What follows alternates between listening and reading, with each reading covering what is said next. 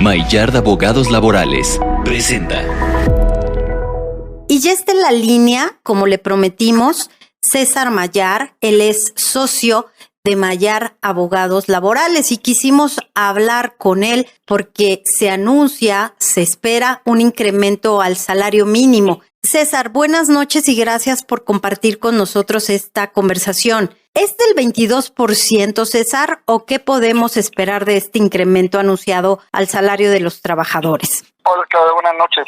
Mira, sí, en efecto, el 1 de diciembre, la Comisión Nacional del Salario Mínimo, en una sesión permanente, reporta que a partir del 1 de enero del próximo año 2022, México va a tener los siguientes incrementos en los salarios mínimos. El Ejecutivo Federal, a través de sus diferentes medios de comunicación, anuncia que hay un incremento de 22% al salario mínimo general nacional, cosa que no es real, no es así. Esto es un adicional, y me refiero a lo siguiente. Hoy en día el salario mínimo general es de 141.70 pesos diarios, y el salario mínimo general en la zona libre frontera norte es de 213.39 pesos. Ahora, dicen que es del 22% el incremento. ¿Por qué? Pues porque vende mucho más, evidentemente. Pero hay que tomar en cuenta que aquí el monto independiente de recuperación, que conocemos como el MIR, es de 16.9 pesos diarios. Y, por lo tanto, la fijación en el aumento del salario mínimo es solamente del 9%, tanto el general como el general de la zona libre frontera norte.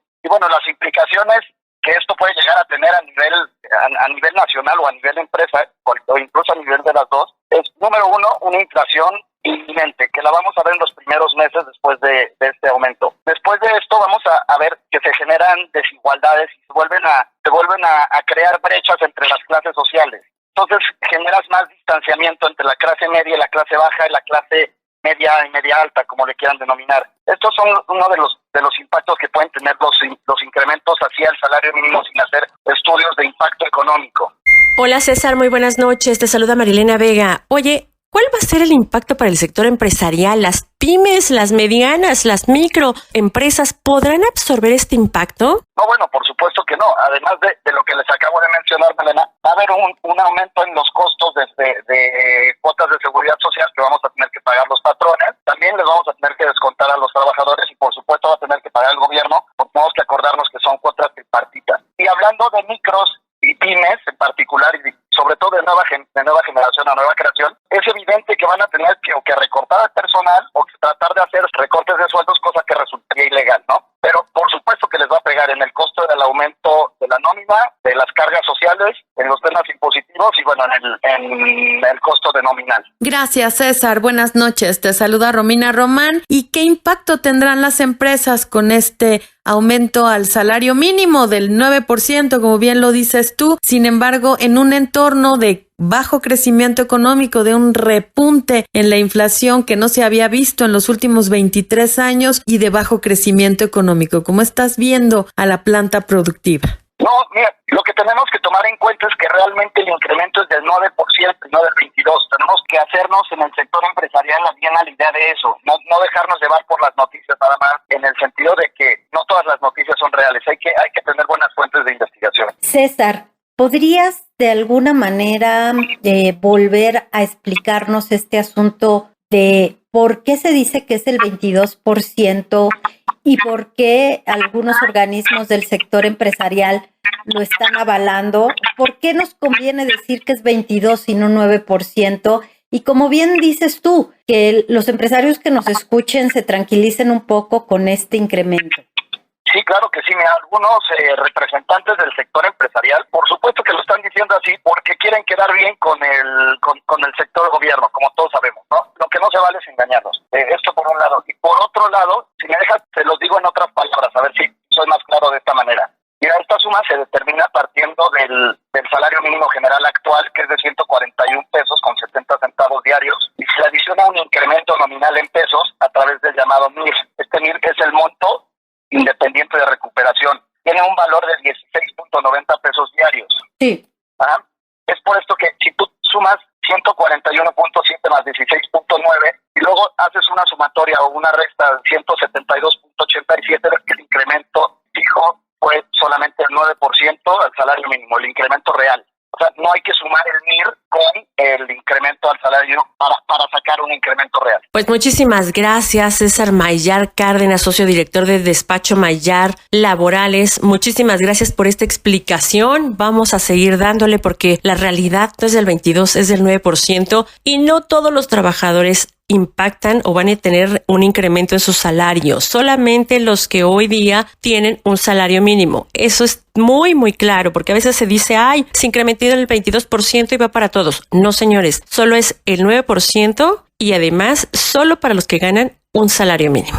Muchísimas gracias, César. Nosotros seguimos aquí en Salud, Dinero y Amor por el 88.9 Noticias. Romina, Claudia y Marielena, no se vayan. Maillar de Abogados Laborales presentó. Seguimos en Salud, Dinero y Amor y vamos a platicar de un tema que preocupa, que está generando alarma global. Y es esta variante Omicron, esta variante del COVID-19, cuyos primeros casos se detectaron en África. Sin embargo, ya hay versiones de que inició en Europa. El tema es que está llegando ya a Canadá y Estados Unidos. Y para hablarnos de este tema va a estar con nosotros la doctora Itzel Ocampo. Ella es vocera de la campaña Que la vacuna nos una. Doctora, gracias por acompañarnos. Muy buenas noches y platíquenos. Entrando de manera directa en el tema, hay voces que aseguran que Omicron puede afectar incluso a las personas ya vacunadas. ¿Cómo están viendo ustedes esta situación? ¿En cuánto tiempo podemos conocer más sobre esta variante? ¿Y cómo está la percepción entre el sector médico? Bueno, buenas noches. Muchas gracias por el espacio. Les comento, la nueva variante Omicron efectivamente está causando mucha preocupación a nivel mundial. Es una variante que no tiene mucho que se dio a conocer, tiene, como bien mencionas, unas pocas semanas. Se detectó en Sudáfrica, en Botsuana, e inmediatamente se empezó a estudiar. La OMS, una vez detectada una variante, les explico lo que es una variante de manera muy breve. O sea, todos los virus mutan, eso es algo normal. Y por cada vez que se empiezan a replicar, o sea, que alguien agarra, se infecta y se empieza a replicar ese virus en nuestro cuerpo, empiezan a generarse mutaciones, ¿no? Y una de estas mutaciones, hay veces que esas mutaciones no pasa nada, el virus muta, pero no tiene mayor relevancia para ese virus, pero hay otras veces que los hace, vamos a llamarles como más fuertes. Y entonces empiezan a tener mejor propagación, empiezan a aprender a cómo cuidarse, cómo no morirse tan fácil, ¿no? Para el virus, empiezan a mejorar ellos como virus. Entonces, mientras más personas se estén infectando, pues más fácil va a ser que existan estas mutaciones que nos pueden ocasionar toda esta preocupación de la cual estamos hablando. Y eso sucedió en Sudáfrica. En Sudáfrica únicamente se ha vacunado el 23% de la población. Esto hace que sea más factible que aparezcan variantes por la poca vacunación que se tiene. Entonces, lo que sucedió es que se detectó esta variante, se informó a la Organización Mundial de la Salud y la OMS agarró y detectó esta variante a las 48 horas, la clasificó como una variante de preocupación. Esto suena como que espanta, ¿no? Pero lo que sucede ahí es que al principio la OMS detecta una variante como una variante de interés y una vez que la empieza a estudiar, dependiendo de las características de esta variante, es que la detecta como una variante de preocupación. Para detectarse como una variante de preocupación tiene que tener por lo menos una de tres características importantes. Una es que sea más transmisible. Esto quiere decir que pueda empezar a transmitirse con mayor facilidad. Y que esto conlleve a que a nivel epidemiológico, a nivel global, sea peor, y pueda empeorar las condiciones en las que vivimos actualmente. Otra característica que puede llegar a tener es que aumente su virulencia. Esto significa que puede haber variaciones en el cuadro clínico que conocemos previamente de esa enfermedad, ¿no? Ese cuadro clínico que todos conocemos del COVID desde hace ya más de un año que estamos viendo, puede llegar a variar. Y la tercera parte, que hace que se clasifique como variante de preocupación, es que el efecto que tienen las vacunas contra esta variante o los anticuerpos monoclonales disminuyan contra esta variante.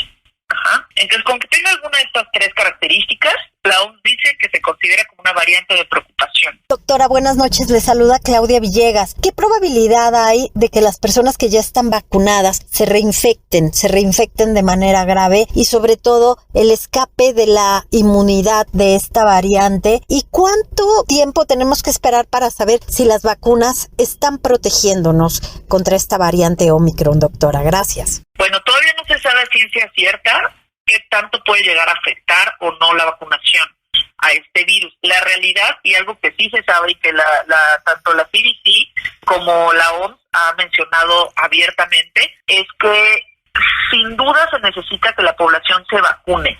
Sin duda, eso no hay duda al respecto. Se tiene que vacunar a toda la población. Se trata que se tenga su dosis completa y aparte un refuerzo. Ya la OMS declaró que es imprescindible que la gente tenga dosis de refuerzo. Por ejemplo, en el caso de Pfizer, de Moderna, se tenga un refuerzo a los 6 meses de la segunda dosis. O sea, tener la vacunación completa, el esquema completo de vacunación, a los 6 meses poner una dosis extra de la vacuna. Eso menciona la CDC y la OMS, que es importante tenerlo y que se cree que va a tener una disminución para poder ayudar a que esta variante no se propague de la misma manera que lo haría que si no la tuviéramos. Entonces, todavía no se sabe. Yo creo que van a tardar varias semanas en poder averiguar a ciencia cierta la efectividad que tienen todas las vacunas contra esta nueva variante. No creo que va a ser algo tan rápido, pero sí se tiene bien claro que sí se debe de hacer la vacunación. Independientemente de si esta variante, el porcentaje de efectividad que va a tener una u otra vacuna, creo que una parte crucial de cómo vamos a tratar o a intentar detener esto va a ser el que todos nos vacunemos para poder tener la menor cantidad de variantes posibles. Entonces creo que por ahí es donde debemos de empezar. No es algo para alarmarnos y para entrar en pánico, pero sí es algo que tenemos que tener cuidado y tenemos que estar pendientes de lo que va surgiendo, de la nueva información, de lo que va declarando las organizaciones a nivel mundial, ¿no? Doctora, muy buenas noches. Le saluda Marilena Vega. Oiga, ¿cuáles son sus expectativas de frente a estas múltiples variantes, ahora esta que está saliendo y que al parecer no está cubriéndose o no se cubre con las vacunas que hoy día tenemos? ¿Cuáles son las expectativas que usted tiene? Pues la verdad es que efectivamente ha habido muchísimas variantes a lo largo de esta pandemia, unas peor que otras. La Delta pues afectó mucho a nivel mundial, es la que actualmente se encuentra más en todos lados. O sea, hay diferentes cosas buenas y malas de todas las variantes, ¿no? Y algo que pues preocupa de esta, por un lado, es que aparentemente sí es un poquito más fácil de transmitir, es más transmitible y eso hace que, bueno, se propague más fácilmente. Algo que hace que, bueno, nos tengamos un poquito más de confianza es que ya, por lo menos en México y en algunas partes del mundo, ya mucha población está vacunada. Entonces, bueno, eso hace que disminuya las posibilidades de caer en hospitalización o de gravedad, ¿no? Entonces eso ayuda. Pero creo que en mi experiencia lo que me preocuparía sería que la gente siga las medidas recomendadas, que la gente use el cubrebocas, que la gente no esté en lugares con mucha gente, en lugares concurridos, que tenga una buena ventilación, que tenga un distanciamiento físico, higiene de manos. Todas esas medidas son lo que al final van a tratar de detener la cadena de transmisión, y esto es algo que no es nuevo. O sea la variante que sea, haya sido en el diciembre del 2019 o sea ahorita en noviembre del 2021, es algo que no ha cambiado, es algo que todo el mundo sabe, se ha dicho, y sin importar la variante que sea, es algo que ayuda a no seguir propagando la enfermedad. Y creo que eso es lo que más me preocupa a mí a nivel personal y por lo que he llegado a ver. Hubo, gracias a Dios, una disminución importantísima a raíz de la buena campaña de vacunación que se ha tenido, y entonces la gente empieza a sentirse pues un poco más segura, empieza a tener más libertades, empieza a salir más, que yo no digo que esté mal, siempre y cuando se tengan las medidas necesarias, siempre y cuando uno cuide de sí mismo y de los demás. Pues creo que esa es la parte más importante de todo esto. Y obviamente pues seguir las instrucciones y las noticias de las organizaciones a nivel mundial, ¿no? Doctora, nuevamente Romina Román, y una última pregunta. Ya hay indicios, incluso las autoridades del sector salud lo anunciaron, que ya empieza a llegar una cuarta ola, incluso personal del sector salud que trabaja en el IMSS, en el ISSSTE, ya empieza a haber un ligero, todavía incipiente, pero sí ya hay un crecimiento en el número de contagios por COVID. ¿Cuál es la expectativa de esta cuarta cuarta ola será tan agresiva y tan letal como la que se registró hace un año entre diciembre y febrero del 2021? ¿O cómo se esperaría esta cuarta ola, doctora? Y ya escuchamos sus recomendaciones, de ninguna manera bajar la guardia y los que no están vacunados que se vacunen. Exactamente. La verdad es que yo espero que no sea tan letal como la vez pasada. El año pasado no teníamos muchas cosas que hoy en día sí tenemos. Una de ellas muy importante es la vacuna. Entonces, bueno, yo espero que la cantidad de gente que se ha vacunado y la que no falta, incito a que se vacunen, invito a toda la población a que vaya, se vacune, esté pendiente de la campaña de vacunación a nivel gubernamental y espero que eso ayude a que la ola que probablemente se venga no sea tan terrible como la del año pasado, ¿no? Eso aunado a que, bueno, ahorita con esta nueva variante que acaba de salir, esperemos que sigan las recomendaciones a nivel internacional, que todo el tiempo se esté pendiente de ello y que sigan todas estas